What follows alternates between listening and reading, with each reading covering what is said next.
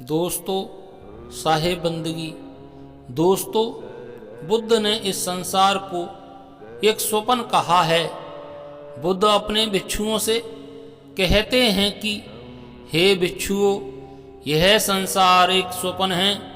इसे आप सत्य समझने की भूल ना करना। सत्य लगने के बावजूद भी यह सत्य नहीं है। जैसे दूर रेगिस्तान में देखने पर हमें पानी होने का भ्रम होता है, लेकिन जब पास जाते हैं तो वहाँ रेत के सिवाय कुछ भी नहीं पाते। इसी प्रकार यह संसार एक भ्रम है, एक स्वप्न है। मन माया के कारण ही यह हमें सत्य प्रतीत होता है। बुद्ध आगे कहते हैं कि हे भिक्षुओं, इसे इस प्रकार समझते हैं। बुद्ध कहते हैं कि जब हम नींद में जाते हैं तो एक स्वप्न देखते हैं कि हम एक जंगल में भटक गए हैं। चारों ओर घरें वन के अलावा हमें कुछ भी दिखाई नहीं पड़ता है। हम चारों ओर भटक रहे हैं, लेकिन जंगल से बाहर निकलने का हमें कोई मार्ग दिखाई नहीं पड़ रहा है। धीरे धीरे दिन ढलने लगता है। दिन ढलने के साथ ही हमें जोरों की भूख लगने लगती है। प्यास से गला सूखा जाता है। तभी अचानक वहाँ एक शेर आ जाता है।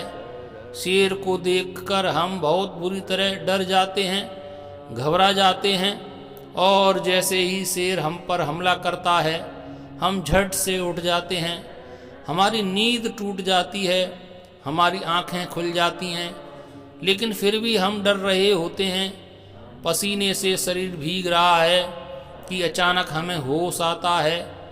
ख्याल आता है कि अरे, वह तो एक सपना था, शेर तो एक सपना था, और हमारा डर खत्म हो जाता है। लेकिन जब हम स्वप्न देख रहे थे, उस समय हमें थोड़े ही पता था कि हम स्वप्न देख रहे हैं। उस समय तो ऐसा ही लग रहा था जैसे कि सब सच हो, लेकिन जैसे ही नींद टूटी तो पाया कि वह तो एक सपना था। बुद्ध कहते हैं कि हे भिक्षुओं, इसी प्रकार यह संसार भी एक सपना है जिसे हम खुली आंखों से देखते हैं। वह तो माया के कारण हम इसे सच माने बैठे हैं, लेकिन जैसे ही व्यक्ति को ज्ञान हो जाता है, उसके लिए यह संसार भी एक सपने की तरह हो जाता है। फिर वह इसमें रमता नहीं है, बल्कि अपना जीवन होश पूर्वक जीने लगता है। वह यह जानता है कि मुझे यहाँ जो कुछ भी दिखाई पड़ रहा है, वह एक दिन मुझे छोड़ना ही पड़ेगा। वह जान जाता है कि इस संसार में अपना कोई नहीं है। यह रिश्ते नाते तो देह के कारण हैं।